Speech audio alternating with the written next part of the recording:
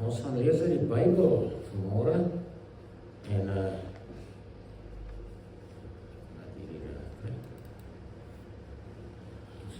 ons lees uit Openbaring hoofstuk 1.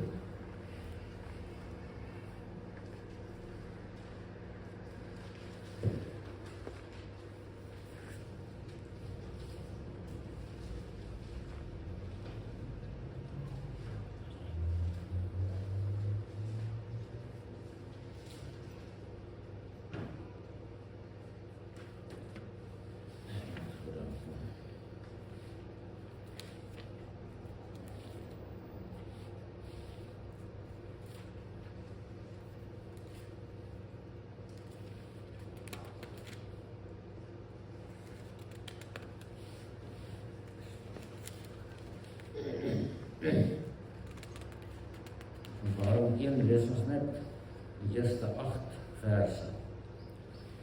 Die openbaring van Jesus Christus wat God hom gegee het om aan sy diensnagte te toon wat gou moet gebeur en wat hy deur die sending van sy engel aan sy diensknegt Johannes te kenne gegee het, wat getuig het van die woord van God en die getuienis van Jesus Christus, alles wat hy gesien het. Salig is hy wat die woorde van die profesie lees en die wat dit hoor en bewaar wat daarin geskrywe is, want die tyd is naby. Johannes aan die 7 gemeentes in Asië, genade vir julle en vrede van hom wat is en wat was en wat kom, en van die 7 geeste wat voor sy troon is, en van Jesus Christus, die getroue getuie, die eerstgeborene uit die dode en die owerste oor die konings van die aarde, aan hom wat ons lief gehad het en ons van ons sondes gewas het in sy bloed, en ons gemaak het konings en priesters vir sy God en Vader, aan hom die heerlikheid en die krag tot in alle ewigheid. Amen. Kyk, hy kom in die wolk en elke oog sal hom sien, ook hulle wat hom deursteek het, en al die geslagte van die aarde sal oor hom rou bedryf. Ja, amen. Ek is die Alfa en die Omega, die begin en die einde, sê die Here, wat was en wat is en wat kom, die Almagtige. Net tot so ver. Nou wil ek net vir u vra, wat is fout met hierdie gedeelte wat ons gelees het? Wat is fout? Iemand iets te sê nie? Die probleem is die opskrif, die openbaring van Jesus Christus. Die opskrif sê die openbaring van Johannes. Dis nie openbaring van Johannes nie, dis die openbaring van Jesus. Die hele boek gaan om Jesus Christus. En daarom moet ons dit net so 'n bietjie regstel. Dis die openbaring van Jesus Christus. En dit staan ook in die eerste 2 verse dat hy openbaring van Jesus is. So dit is maar net terloops. Maar in hierdie tyd wat voor lê, wil ons so 'n bietjie met u praat oor die boek Openbaring en net vanmôre inleidend en in die verband met die res van die Bybel vanmôre, en dit kom op meer op God se almanak. Ons wil so 'n bietjie kyk na die eindtye en die profeseë en Openbaring as sulks en ander wat daarin verwant is. Ons sal daarby kom. Maar God het 'n tydsrooster of almanak en ons weet waar ons staan op hierdie stadium op daardie tydsrooster van God. Ons is aan die einde van 'n dispensasie. 'n Dispensasie is 'n tydperk, 'n era, wat afgebaken is vir sekere werkinge van God en die Heilige Gees en die woord van die Here hier op aarde. So ons is hier in die genade dispensasie, soos die kerk dit noem, wat 2000 jaar plus alreeds aan die gang is, waar die Heilige Gees uitgaan om mense in te bring vir die koninkryk van Jesus Christus vir die ewigheid. En daarom is ons nog hier. En wat maak ons hier? Ons is hier om saam te werk aan die koninkryk van Jesus. As ons nie daarmee besig is nie, is ons sinneloos. Dan sal ons net besig wees met onsself. En dan sal ons eie lewetjie alles wees wat saak maak vir ons. Ons moet begin saamwerk. Maar goed, God se almanak. Ek gaan so 'n bietjie praat oor die sleutels van Openbaring. Daar's mense wat dit nog nie gehoor het nie, wat nog nie hier was toe ons daaroor gepraat het nie, so ek herhaal dit net vanmôre. Hier sê ons weer die openbaring van Jesus Christus. Dis nie die openbaring van Johannes nie. wat God hom gegee het om aan sy diensknegt te toon wat gou moet gebeur. In die oë van God is 1000 jaar soos een dag, en een dag soos 1000 jaar. En daarom kan God sê, 1000 jaar vorentoe is dit gou. En daarom moet ons dit in God se verstands hoedanigheid verstaan. Dit moet gou gebeur. Met God gaan dit so dat dit alreeds gebeur het. Want alles wat kom, het alreeds in God se hoedanigheid plaasgevind. Daarom kan hy praat van die voorkennis van God en van die alwetendheid van God. Daar is nie dinge wat nog kom wat God moet ontdek nie. Hy weet alles vooruit. So dis hoekom hy sê dit moet gou gebeur. Nou die sleutel van Openbaring wat deur die kerk algemeen aanvaar word en gebruik word is Openbaring 1 vers 19 wat sê, skryf die dinge op wat jy gesien het, die wat is, sowel as die wat gaan gebeur. Dis 3 dinge, Johannes het dinge gesien, en die dinge wat nou is, wat hy bestaan in sy tyd, soos die gemeentes, en die wat gaan gebeur, of soos die Bybel sê, gou gaan gebeur. Dit is 2000 jaar lang wat hierdie gou plaasvind, maar ons aanvaar dit so. Dan is daar 'n ander sleutel in Openbaring wat baie min mense raak sien, selfs die teoloë heeltemal mis, en dit is Openbaring 10 vers 11. Hierop moet jy let. En hy het vir my gesê, jy moet weer, en in die Grieks is dit palin, by herhaling profeteer oor baie volke en nasies en tale en konings. Johannes het 'n klomp profeseë gesien van die wat ons nou gelees het tot by Openbaring 12. Openbaring 12 is 'n spesifieke afgebakende profesie op sigself. Dis van die begin tot die einde wat hy alles beskryf in Openbaring 12. Maar in Openbaring 10 sê die engel vir Johannes, jy moet weer profeteer. Nou, dan kan ons sê, okay, jy moet dit aangaan. Maar die Griekse woord sê, jy moet by herhaling profeteer. Jy moet weer oorprofeteer. Wat jy reeds gesê het, moet op 'n ander manier gesê word. En dan begin hy in Openbaring hoofstuk 13, by die herhaling van die profetering, en hy begin weer by die antichrist, soos in hoofstuk 6 vers 1. In hoofstuk 6, dis die dinge wat gaan gebeur, waarvan Johannes daar sê in Openbaring 1 vers 19, die dinge wat gaan gebeur, begin by Openbaring 6 vers 1. Daar word die antichrist geopenbaar, en Johannes beskryf baie dinge, omtrent hierdie dinge wat hy gaan doen en wat gaan gebeur, maar in Openbaring hoofstuk 10 sê hy, jy moet van vooraf profeteer, jy moet weer profeteer. Dan begin hy weer by Openbaring die antichrist se koms na die aarde toe. So net om dit so 'n bietjie in perspektief te stel. Nou, as ons Openbaring in sy konteks wil sê, soos ek daar in die begin op die skerm gesit het, moet ons kyk na hoe werk hierdie boek saam met die ander boeke. Ek het dit nou al voorheen ook genoem, maar dis baie wat nie was nie. Hoe staan die verband tussen Openbaring en Genesis, of Genesis en Openbaring? Dis baie interessant en dit moet ons weet, want die Bybel is 'n volledige entiteit. Hy begin by Genesis, hy eindig met Openbaring. So die verband met Genesis is belangrik. Daar's 'n klompie goed wat ek vir julle gaan lees, wat in verband staan met mekaar. Die eerste in Genesis toon die mens se begin en die uitsetting uit die paradys uit. Openbaring weer toon die mens in die nuwe paradys saam met God. So daar's 6000 jaar tussenin, Genesis en Openbaring. Daar word hulle uitgedryf is uit die paradys, en 6000 jaar plus later, 7000 jaar later, as ons dit so wil stel, 1000 jaar insluit, dan kom dit weer terug, dat die mens weer terug gaan na die paradys. Uit die paradys, terug aan die paradys. Genesis wys hoe die mense toegang tot die boom van die lewe verbeur het, daar waar die sondeval plaasgevind het. Die mees tragiese gebeurtenis wat ooit in die heelal plaasgevind het, was die sondeval van die mens. Verskoon. Openbaring wys hoe die kinders van God weer toegang kry tot daai boom van die lewe. Openbaring beskryf dit duidelik dat die boom van die lewe binne in die stad van God is en sy vrugte dra 12 keer elke jaar 12 keer elke maand. En dan kom die kinders van God weer terug na daai boom toe. Na daai boom weet niemand hoe lyk hy nie, net Adam en Eva het dit geweet, maar ons sal sien as ons daar kom. Dis iets wat ons nie kan verklaar of beskryf nie, dat daar 'n boom is in die hemel, waarvan ons die vrugte gaan eet. Die blare is genesing van die nasies, ons later sal sien. Genesis vertel van die mens se val en sy rebellie teen God.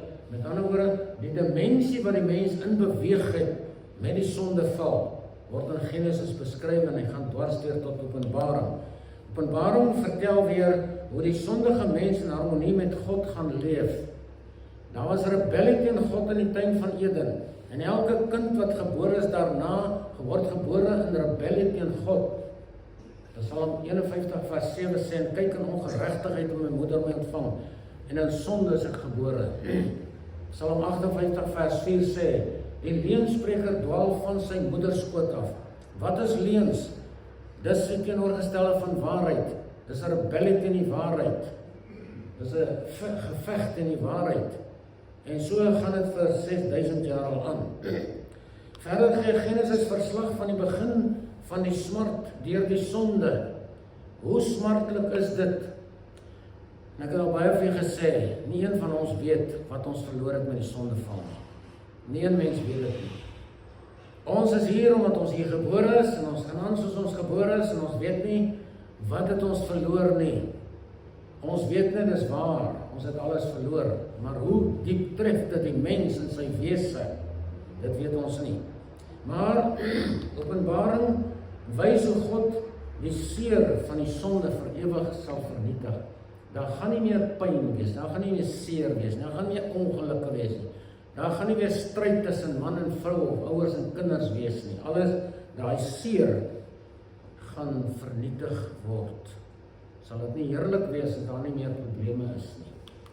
Dan Genesis wys op die koms van die dood en die vloek in ons wêreld. Die Bybel sê God het die aarde vervloek. En ons weet nie hoe die aarde gelyk het voor dit nie. Maar wat ons weet is, hy is getref deur 'n vloek. Gaan kyk maar in die veld na al die onheil wat daar skuil. Al die goggas en die skorpioene en die slange en die dorings en die distels.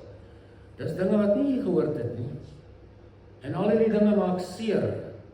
Behalwe dit is daar ander soorte van vloeke op die aarde wat ons nie oor kan praat nou nie, en sal later daarby kom, maar Openbaring praat van die vernietiging van die dood en hierdie vloeke. Daarom moet 'n mens jou siel instel op die toekoms, en jou hart en jou gees en jou gemoed moet besig wees met die dinge wat daar bo is.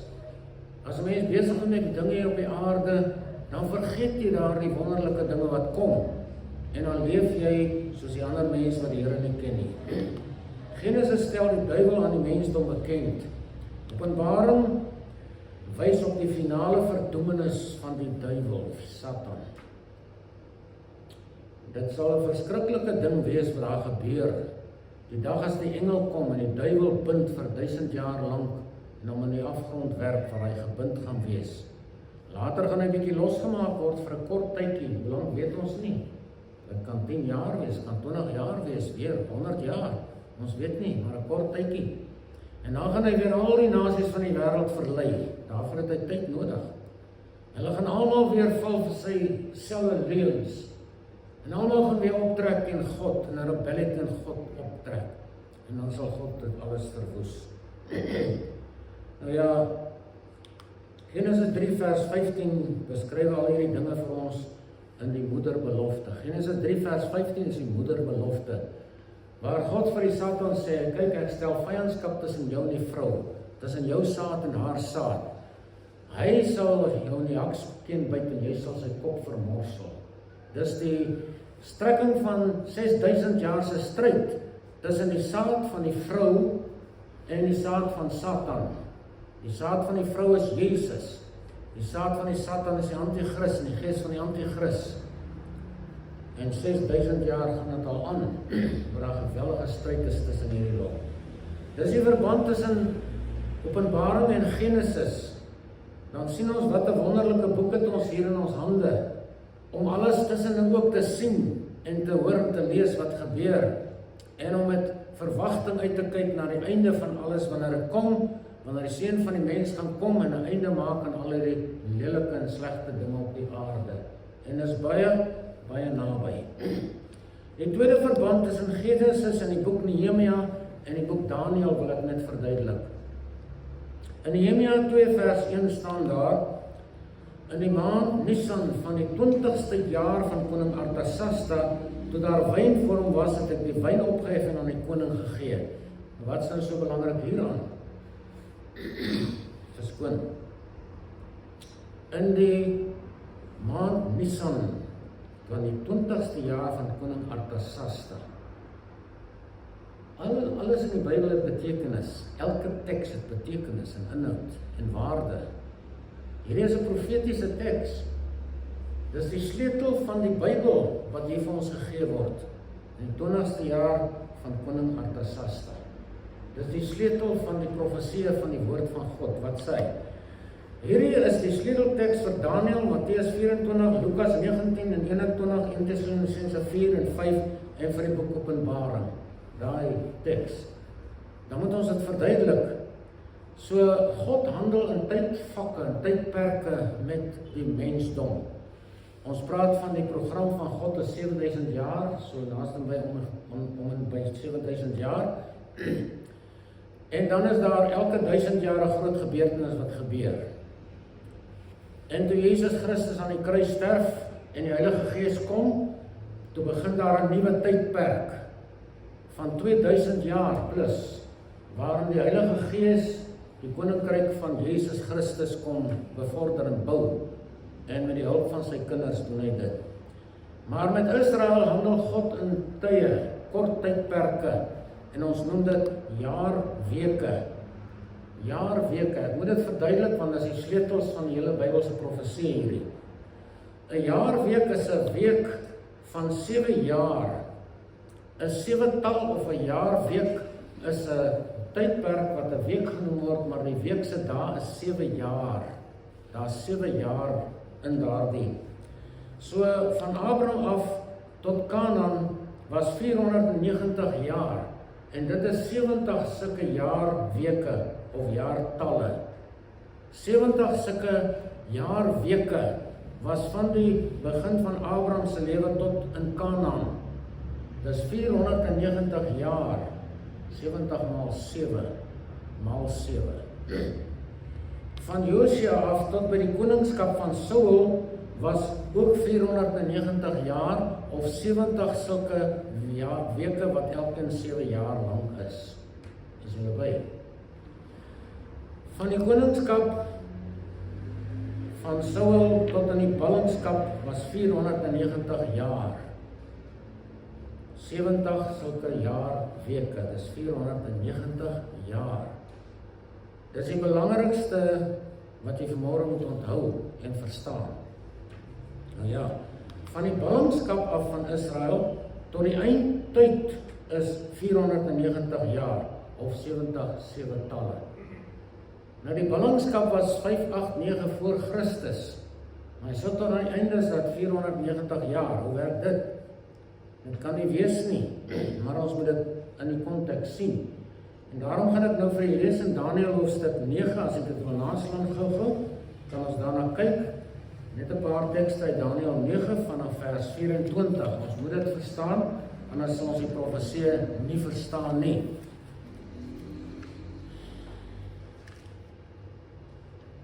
Hier is die sleutel van al die profesie in die Bybel. Saam met daai een teks in Nehemia 2 vers 1. Dis die Bybelse profesie se sleuteltekste. Daniël 9 vers 24. 70 7-talle is oor jou volk en jou heilige stad bepaal, om die goddeloosheid te voleindig en om die maat van die sondes vol te maak en om die ongeregtigheid te versoen en om die ewige geregtigheid aan te bring en om 'n gesigte profeet te beseël en om wat hoogheiliges te salf. Nou moet jy weet en verstaan, Daniël, Van die uitgang van die woord af om Jerusalem te herstel en op te bou tot op 'n gesalfde vors is 7 talle. En 62 7 talle lank sal dit herstel en opgebou word, met pleine en slote aan tye van benoudheid. En na die 62 7 talle sal 'n gesalfde uitgeroei word, sy naam is Jesus, maar sonder iets vir hom. En die volk van 'n vors wat sal kom, die vors is die Antichrist, sal die stad en die heiligdom verwoes, maar sy einde sal met oorstroming wees, en tot die einde toe sal dit oorlog wees, vasbeslote verwoestings. En hy sal 1 week, met ander woorde, 1 7-tal, 7 jaar, 1 week lank met baie 'n sterk verbond sluit, en gedurende die helfte van die week sal hy slagoffer en spysoffer laat ophou, en op die vleuel van gruwel sal daar 'n verwoester wees, en wel tot aan die einde, en wat vasbesluit is sal oor wat woes is uitgestort word. Hy sê 70 sulke getalle is oor jou volk bepaal. Van die uitgang van die woord af in vers 25, om Jerusalem op te bou en te herstel tot op 'n gesalfde. Dit is die teks in Nehemia, waar Nehemia op daai spesifieke dag vir die koning wyn gebring het, en vir die koning gevra het, kan ons asseblief Jerusalem gaan herstel, sy mure is verbrand, sy poorte is uitgeruk, alles is plat, daar's niks oor van ons volk nie. En op daai dag gee Artasasta van Nehemia bevel om te gaan, en van daai dag af is daar 70 7 talle oor die volk Israel bepaal, tot op die einde. En dan kom ons verduidelik dit verder. Ek wil net so vir die wys hoe werk dit. Daniel praat van, of die engel praat van 69. Hy sê 7 talle sal daar goed gebeur, en 62 7 talle. Hy breek dit op vir 'n spesifieke doel. Dit alles saam werk uit op 483 jaar, waar daar gewerk word met die volk Israel. En dan, dit was 14 Maart 445 voor Christus. Daai dag het Artasasta gesê, gaan herstel Jerusalem. En 483 jaar wat dit gevat het om in ballingskap te lewe, is 173.880 dae. Ons moet al hierdie goedes net mooi stadig verstaan. Nou, op 6 April 32 na Christus ry Jesus met 'n donkie in Jerusalem in. Van die 14de Maart 445 voor Christus tot 6 April 32 na Christus is 173.880 dae, of 483 jaar. Daar bly 7 jaar oor. Waar is die? So op 6 April van 14 Maart af is daar die opdrag van Nehemia aan Nehemia vervul.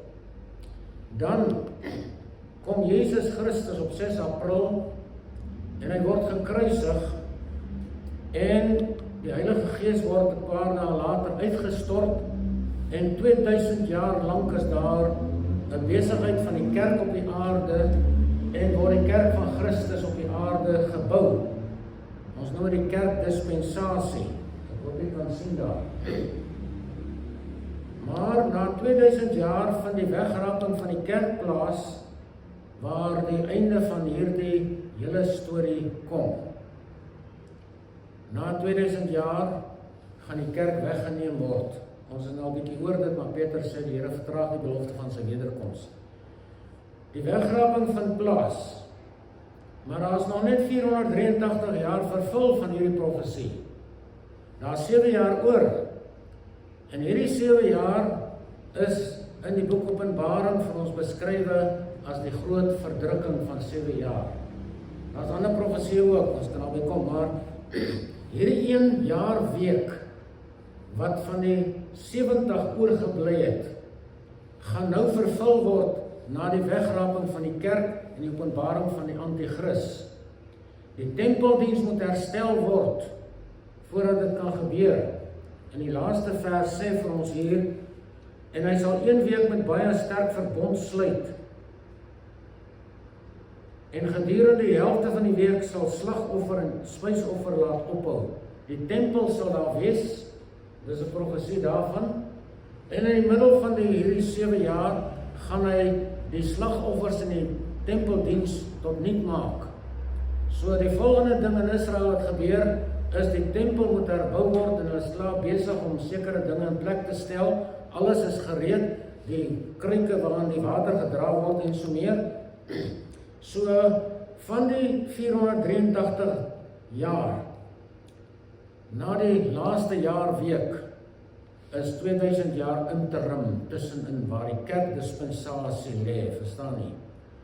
So daar was 'n tyd opgebreek waar 2000 jaar ingevul is met die kerkdispensasie en dan kom die laaste 7 jaar in werking wat ons noem die groot verdrukking. Voordat dit gebeur of nadat dit gebeur het, sal die slag van Armageddon plaasvind en waar Jesus Christus sal verskyn op die Olyfberg na die 7 jaar van verdrukking.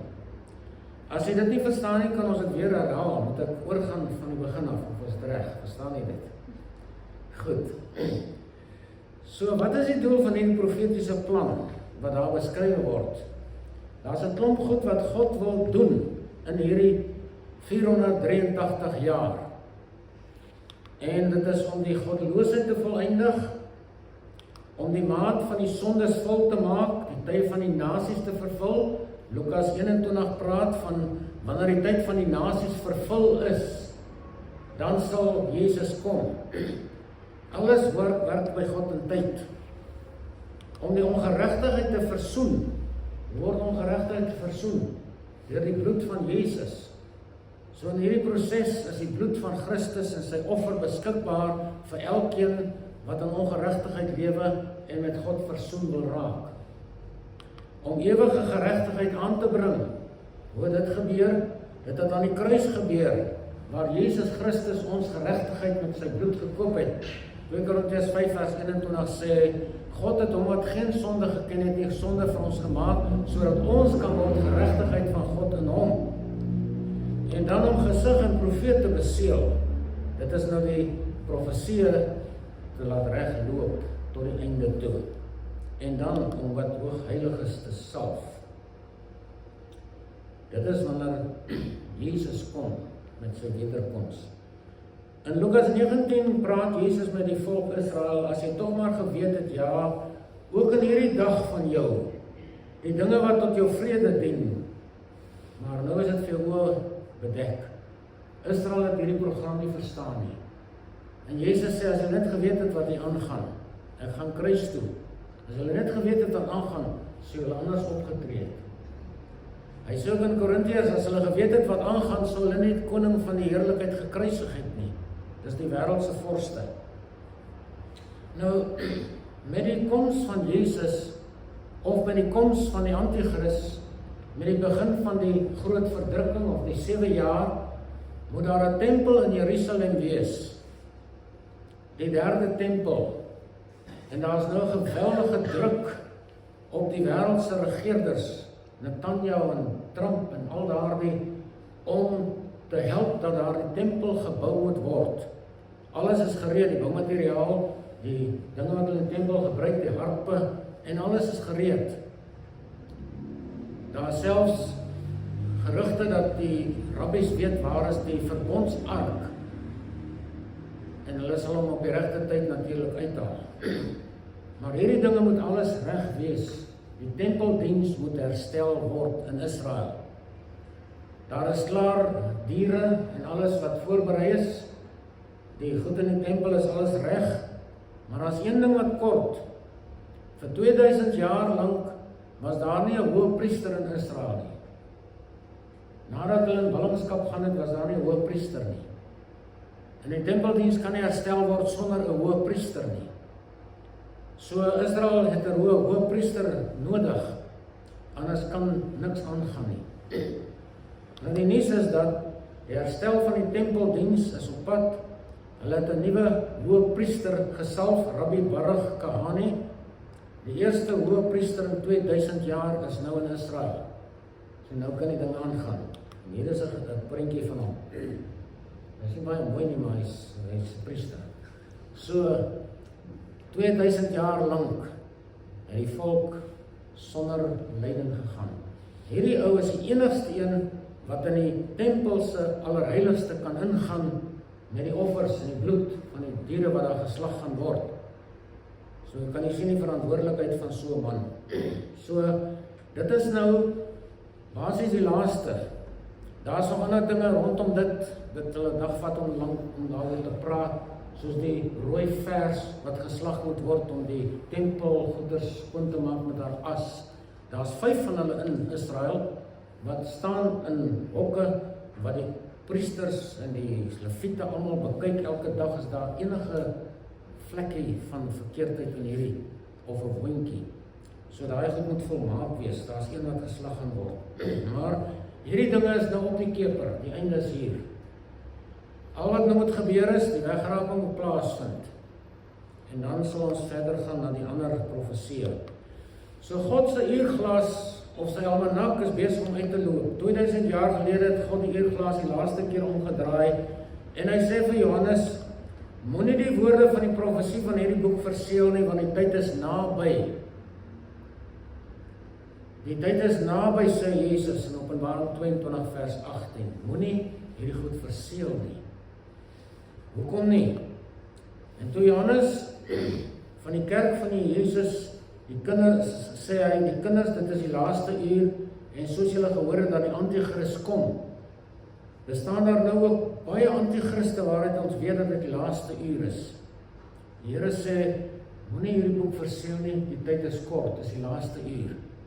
Gee hom uit, laat hy gelees word. Daar's kerke wat sê, moenie daai boek lees nie. Ek weet nie wat dink hulle nie. Vir Daniël het hy gesê, gaan heen Daniël, want die woorde bly verborge en verseël tot die einde toe. Baie sal gereinig en gesuiwer en gelouter word, maar die goddelose sal goddeloos handel.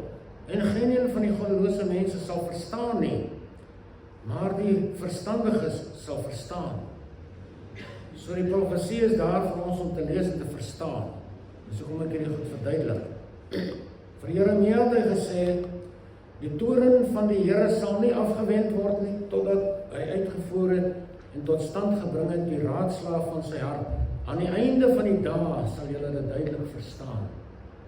Dis ons tyd. Alles is oop. Alles wys vir ons. Alles is beskikbaar om te verstaan. En as die sandkies van die uurglas deurgeloop het, moet jy gereed wees. Want die tyd loop uit. Dis nou ons tyd. Dis ons tyd, dis die eindtyd, dis die laaste van die laaste dae. Openbaring 3 vers 11 sê, kyk, ek kom gou, hou vas wat jy het, dat niemand jou kroon kan neem nie. So die einde is hier, mense. Ons kan nie nog speel met ons lewens nie. Ons kan nie nog speel met ons tyd nie. En met ons geleenthede, en met ons roeping nie. Ons moet dit vervul. En Lukas 21 sê Jesus, en dan sal hulle die seun van die mens sien kom in 'n wolk met groot krag en heerlikheid. En as hierdie dinge begin gebeur, kyk dan na bo en hef julle hoofde op, omdat julle verlossing naby is. Wie gaan verlos word as Jesus nou kom? Wie gaan verlos wees as Jesus nou kom? Jy moet seker maak en jy seker wees. Maak nie saak wie jy is nie. Maak nie saak of jy in die kerk gebore is en dan gaan sterf nie. Jou hart moet reg wees, jou verhouding met God moet reg wees. So mag die Here ons help en genadig wees. As ons nou 'n bietjie na die goedes kyk in die toekoms, hoe dat dinge in vervulling kom. Daar's verskriklike baie dinge aan gebeur. Mag die Here ons wysheid gee om te verstaan, maar nie net te verstaan en te sê ek weet dit nie. Ons moet daarop handel. Ons moet reageer. Anders verloon jy Jesus. Maar baie mense wat Jesus verloon soos Petrus. Mag die Here ons genadig wees. Amen.